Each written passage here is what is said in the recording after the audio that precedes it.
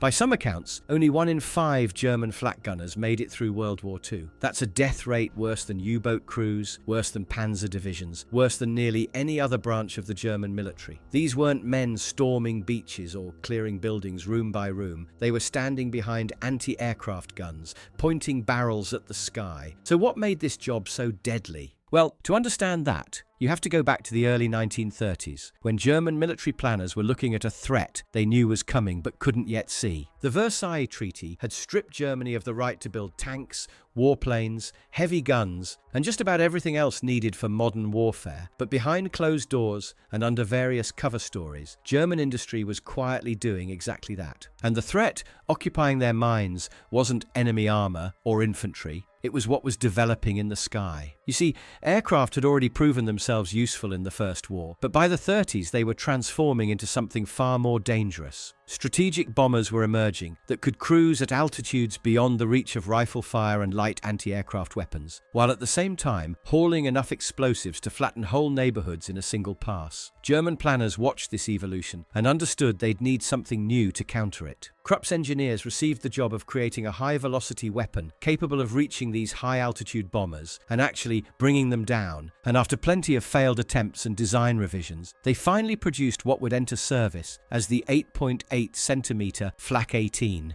Now, that term flak originated as a German abbreviation for anti-aircraft cannon, but the word would eventually escape military jargon entirely and find its way into everyday English. Even today, when someone complains about catching flak for something they said or did, they're unknowingly referencing the anti-aircraft fire that left such a mark on Allied air crews that the term simply stuck. So what actually set this weapon apart from earlier anti-aircraft guns? Well, you see, the gun fired shells skyward at high velocity, and these projectiles carried adjustable time fuses that crews could set to detonate at a specific altitude, which meant you didn't need a direct hit to do serious damage. Getting close enough would spray the target with high-speed metal fragments capable of shredding wings, smashing engines, and killing crew members who had almost no protection against that kind of attack. A shell that actually struck an aircraft would destroy it outright, but the fragmentation effect extended the lethal zone considerably. On top of that, the weapon sat on a cruciform platform that let crews traverse and elevate rapidly in any direction, following fast-moving targets across the sky, with the elevation range running from just below horizontal all the way to nearly straight up. That same flexibility would prove useful against a completely different kind of target before long.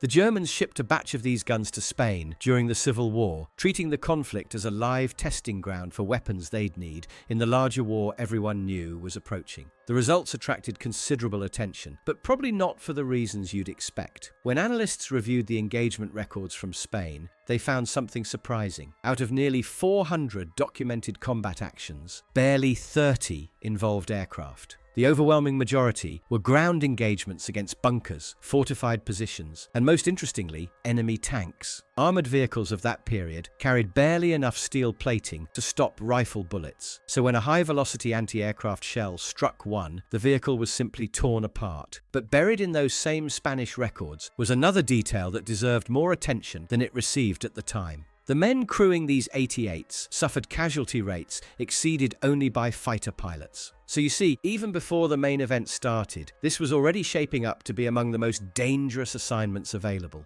By September 1939, when Germany launched the war in Europe, they'd assembled just over 2,600 heavy anti-aircraft guns, which gave them roughly double what the British had available and vastly more than the Americans, who possessed almost none at that point. These weapons fell under Luftwaffe command rather than army control, and they were operated by career professionals who'd completed extensive training at dedicated schools and understood the complex targeting systems that made these guns effective. Over the following years, Germany would manufacture approximately 21,000 guns of various 88mm versions, but the crews who served these weapons would pay dearly for that firepower. Now, to understand why the casualties climbed so high, you first need to know what crewing one of these weapons actually demanded. The gun weighed around 7 tons and towered over 2 meters when set up for action, creating an enormous profile visible across miles of open ground, so concealment simply wasn't possible with something this size. A complete crew numbered 10 or 11 men, and the weapon was designed for towing behind a half-track to provide the mobility German tactics required, but that mobility carried a serious limitation. Transitioning from road configuration to combat-ready took a well-drilled crew approximately 2.5 minutes, and throughout that entire process, they had to detach wheel assemblies, lower stabilizing supports, and prepare the weapon while standing completely exposed to whatever threats were coming at them. Now, 2.5 minutes feels like nothing until enemy armor is closing on your position or aircraft are already overhead. Each crew position demanded specific skills, and the entire system depended on every man doing his job correctly. A commander directed the engagement, while 2 gunners physically aimed the weapon through separate horizontal and vertical controls, tracking targets across the sky. 2 fuse setters adjusted the time delays on shells so they detonate at the right altitude. A loader pushed fresh rounds into the breach between shots, and 4 handlers kept ammunition flowing during sustained firing. Beyond the gun itself, another 5-man team operated the Kommandogerät, which was basically a mechanical calculating machine that worked out firing solutions and fed targeting data to every gun in the battery at once. The calculations this system performed were quite impressive, considering everything happened mechanically and under combat pressure. A dedicated crew tracked approaching bombers, determined their speed, height, and course, then calculated the point in the sky where the aircraft would be by the time shells actually reached that altitude, which at higher distances could mean predicting a target's position more than 20 seconds into the future. The shells left the barrel at roughly 2,700 feet per second and could engage targets at around 26,000 feet, though worn or poorly maintained barrels could rupture under the pressure of repeated firing, which made keeping the weapon clean a matter of survival. Each projectile weighed just under 10 kilograms, while the complete cartridge with its brass casing ran to over 14 kilograms. Inside each high-explosive round sat approximately a kilogram of explosive material surrounded by a steel jacket designed to shatter into fragments when detonated. And a single shell bursting would scatter roughly 10,000 metal splinters at high velocity across a killing zone of 10 to 15 meters. Those dark puffs, visible in wartime photographs and newsreels, were expanding clouds of shrapnel that could shred aircraft skin, sever control cables, and kill crewmen who had no protection against fragments moving at such speeds. However, there was one critical shortcoming the Germans never managed to overcome. While the Allies developed and fielded proximity fuses, which were devices that triggered detonation automatically when shells passed close to targets, the Germans stuck with time fuses from start to finish. This meant their shells frequently exploded too early or too late, even when crews had calculated everything correctly. The Allies had a real advantage here that volume of German fire could only partially make up for. The rate of fire reached 15 to 20 rounds per minute, thanks to a semi-automatic breech mechanism that ejected spent casings after each shot and could be set to fire automatically the moment a fresh round was seated. As the conflict continued, Germany fielded even heavier weapons. The 10.5 centimeter and 12.8 centimeter guns fired shells weighing 15 and 26 kilograms respectively, containing double or triple the explosive charge of standard 88mm ammunition. So what did daily life actually look like for men serving these guns? Well, a standard battery had 4 to 6 weapons, though this expanded to 8 or even 12 in the large formations protecting the most critical industrial facilities. Each gun received a name from the German phonetic alphabet: Anton, Bertha, Cäsar, Dora, Emil, Fritz, and the crews operating them became close in the way that men facing danger together tend to become. Your survival depended on every man doing his job, while everything around you was trying to kill you. Daily routine centered on the weapons and constant preparation for combat that might come at any moment. Mornings opened with formation and equipment inspection, and barrel maintenance took up considerable time because worn barrels could fail catastrophically under the stress of rapid fire. Practice drills and targeting exercises filled the remaining hours, along with guard rotations. And then came the waiting, which had its own particular difficulty. Hamburg alone went through 778 separate air raid alerts throughout the conflict. Crews cycled through rotating readiness shifts, always on edge, sleep constantly interrupted, never knowing when the next attack would come. When sirens finally went off, you had roughly 2.5 minutes to bring your weapon to firing condition, then you stood at your exposed station as formations of hundreds of bombers came toward you. The positions themselves were the core problem, because they were selected for maximum engagement range, which meant maximum exposure. Crews worked from rooftops, specialized towers, elevated terrain with clear sightlines, open fields with minimal protection. The moment you opened fire, muzzle flash and smoke revealed your location to everyone watching, so you basically became a stationary target, engaging enemies who could maneuver freely, and you couldn't leave. You had to stay at your station and keep the gun firing while aircraft overhead tried to kill you. Living conditions varied a lot depending on where you were assigned. Those protecting German cities initially had relative comfort, with proper barracks near their positions and something resembling normal military routine. But crews in North Africa faced a different set of problems entirely, digging their weapons into sand pits to reduce their visible profile while fighting to keep fine grit out of mechanisms that would seize if contaminated, all in heat that made metal too hot to touch. On the Eastern Front, severe cold demanded special winterization procedures, and some batteries received horse-drawn sleighs to move lighter equipment through snow that made wheeled vehicles useless.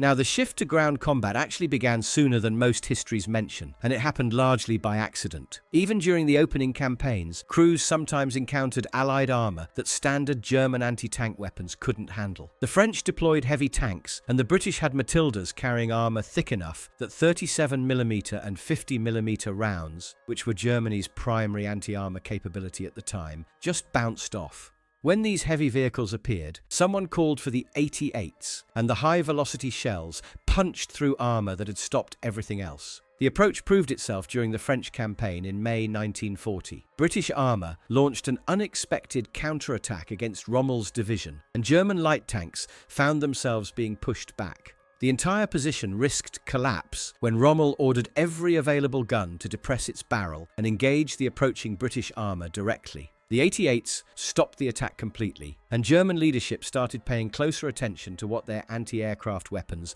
might do against tanks. Rommel turned this into a deliberate trap in the desert fighting. At a location British tankers would grimly rename Hellfire Pass in June 1941. German armor would pretend to retreat, drawing British tanks forward onto concealed 88 positions dug into the desert floor. 13 guns faced 190 British tanks that afternoon, and the engagement was completely one-sided. Roughly 100 vehicles were destroyed, including heavily protected Matildas that were supposed to be able to take hits from conventional anti-tank fire. The gunners averaged approximately 1 kill per 20 rounds, which is pretty good accuracy by any standard. The leading wave was wiped out within minutes, with 11 vehicles from a 12-tank formation destroyed almost immediately. The British commander's final radio message reported that some kind of gun was tearing his squadron apart, then his own tank was hit. A captured British crewman afterward couldn't believe that using anti-aircraft guns against tanks was considered fair. What made this work was a combination of qualities that applied just as well to ground targets as to aircraft. The flat trajectory, the high velocity, the accuracy,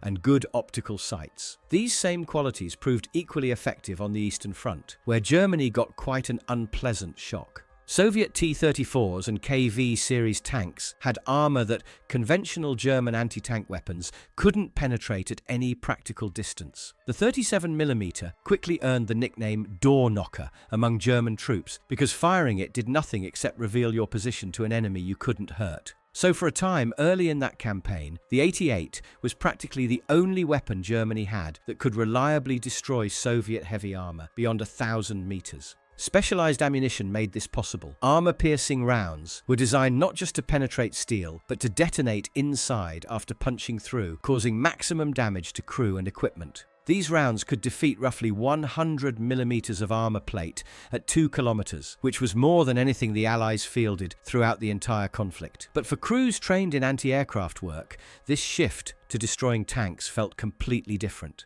You see, anti-aircraft duty had a certain distance to it. You watched instruments, ran calculations, and engaged distant specs that were often hard to see clearly. Ground combat meant looking directly at the vehicles you were destroying, watching them burn, sometimes seeing crewmen try to escape. And those targets could see you too. They were firing back, trying just as hard to kill you, and that distance was gone. As this dual role expanded, flak crews found themselves targeted by basically everyone on the battlefield. Understanding both the effectiveness and the vulnerability of these men, German leadership recognized they needed to protect this firepower somehow. So engineers adapted the weapon for armored platforms. The Tiger tank entered combat in late 1942, mounting a version of the 88 that Allied tank crews feared for the remainder of the conflict. Tank destroyers like the Nashorn and Elephant carried an even more powerful version. These vehicles had mechanical problems, but the guns they mounted were considered by both sides to be the best anti-tank weapons of the entire war, capable of destroying enemy armor at distances where return fire wasn't really possible. But even as some 88s got armor protection and tracks, static batteries remained necessary for air defense. And by February 1945, over 300 heavy anti-aircraft batteries, roughly a fifth of Germany's entire inventory, were positioned against the advancing Soviet forces rather than Allied bombers. Crews who had trained to engage aircraft were now facing Soviet armored assaults, and the vulnerability was the same as always. Setup still took 2.5 minutes of exposure, overhead protection still didn't exist, and infantry could still approach through ground you couldn't cover. Some crews found themselves standing in freezing mud outside Prague, or taking mortar fire near Breslau while trying to use weapons designed for aircraft against enemies approaching on the ground. One incident from the Normandy fighting in July 1944 shows the tensions around these crews quite well. An army major reached a village and saw British armour bypassing his position. He found a surviving Luftwaffe 88 battery and ordered its captain to engage the tanks. The captain refused, saying his job was enemy aircraft and that destroying tanks was the army's problem.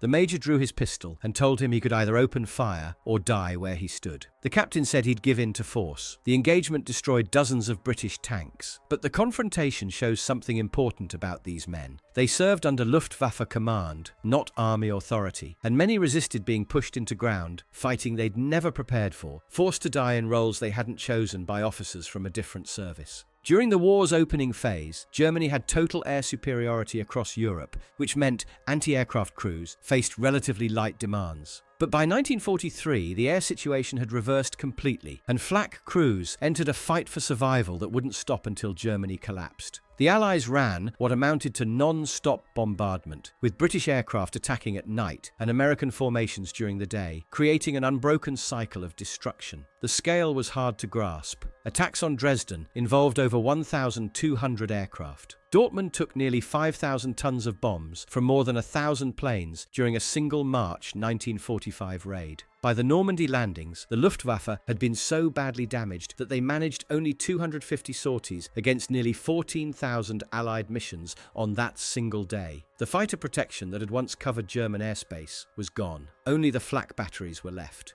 One gunner recorded what these attacks looked like from his station during August 1944. Dark specks would appear in the blue sky, clustered together, growing as they approached. When the formation entered engagement range, the firing command came, and then it was round after round, volley after volley, until the bombers passed out of range, or you were dead. Anti-aircraft effectiveness actually got worse as the war went on, and the Allies used more advanced countermeasures. During the earlier phases, roughly 4,000 shells were required on average to bring down a single bomber. Later, that figure climbed to 16,000 as radar jamming degraded German fire control. But the volume of fire meant Allied losses continued regardless. Hundreds of aircraft went down, thousands of crewmen died or parachuted into German territory to be captured. What Allied air crews went through when entering defended airspace stayed with survivors for life. One American recalled flying through flak so dense it blocked out the sun, describing about 10 seconds that felt like a total eclipse.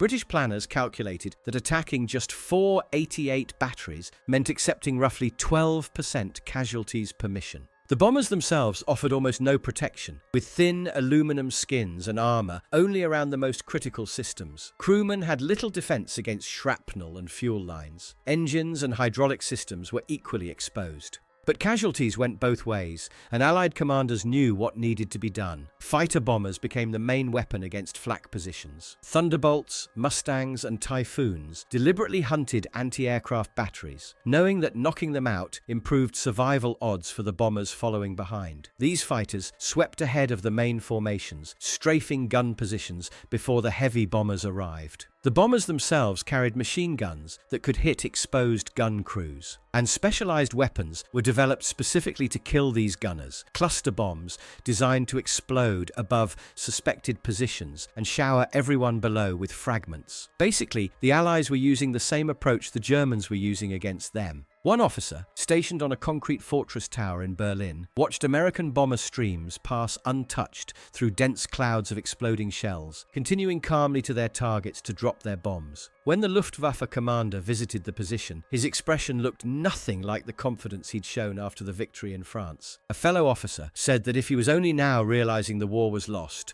and he was behind. Those flak towers are worth mentioning as quite impressive structures, even though they didn't change anything in the end. 8 major complexes were built across Berlin, Hamburg, and Vienna, concrete strongholds with walls thick enough to take direct hits from heavy bombs. They held ammunition, medical facilities, supplies, and shelter space for thousands of civilians during raids. Their firepower was serious, with heavy 12.8-centimeter twin mounts, supported by 88s and lighter rapid-fire weapons for close targets. But there were simply too few to matter. Allied planners found their locations and flew around them. By the war's end, these towers had become last positions among the final places to surrender. Beyond enemy action, the equipment itself was dangerous. Shells sometimes failed or detonated early, and burns from hot casings and overheated barrels happened regularly. And there was one danger that rarely gets mentioned: fragments from your own rounds falling back after exploding at altitude. You see, what goes up comes down, and thousands of steel splinters falling from the sky didn't care whether they hit Allied aircrew or German gunners below. The trained Luftwaffe professionals who operated these weapons when the war started didn't last long. Losses kept mounting, and by January 1943, they'd grown severe enough that the regime issued a conscription order. Complete school classes of boys born in 1926 and 1927, making them 15 to 17 years old, received their papers.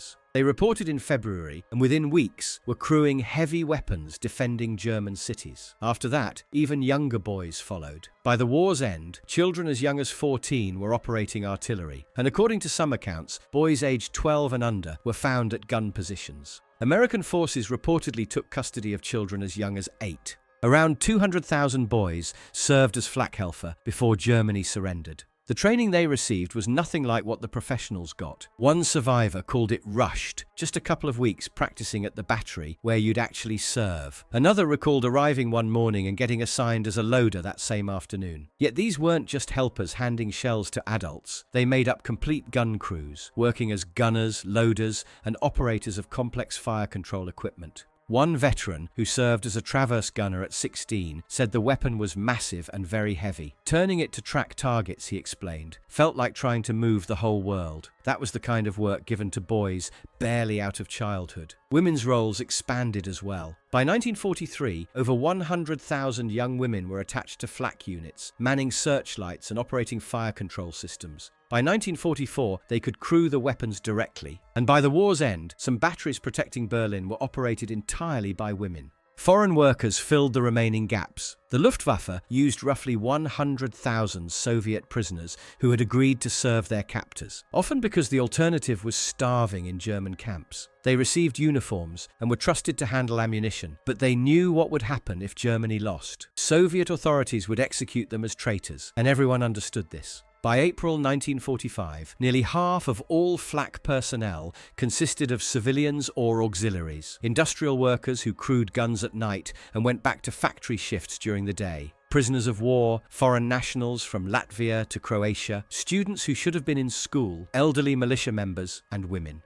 What had started as a professional military branch had turned into something closer to a last-ditch force. The casualty statistics answer the question posed at the start. During the Spanish conflict, flak crew losses already ranked second only to fighter pilots. By the war's midpoint, approximately half were dead. During the next phase, that climbed to between 50 and 70%. In the final months, the rate approached 80%. By some accounts, only 1 of every 5 German flak crewmen lived to see peace. These numbers are hard to verify exactly, but the evidence is clear. By 1945, trained crews had been replaced almost completely by teenagers, elderly men, women, and prisoners, because the professional soldiers who'd originally operated these guns were dead. Individual incidents put faces to those numbers. During August 1944, 23 teenage auxiliaries from 4 separate towns died in a single Allied strike. In July of that year, 8 boys, aged 15 and 16, from 2 different schools were killed when an aerial mine hit their command position. During October 1943, 23 high school students died when a bomb landed on their position. In January 1945, 17 more died during one attack at Cologne. On the Eastern Front, the dangers got even worse. Soviet forces reportedly executed underage combatants as irregular fighters not covered by the Geneva Convention. The Luftwaffe commander eventually ordered that the youngest auxiliaries be pulled back from that front, but by then, many had already died. One officer's account records that his complete battery was wiped out during the final Soviet offensive. They were transported eastward by rail, their guns destroyed behind them, and apart from one man who stayed west of the river, nobody survived. According to memorial records, an estimated 100,000 child soldiers died during the war's final months alone.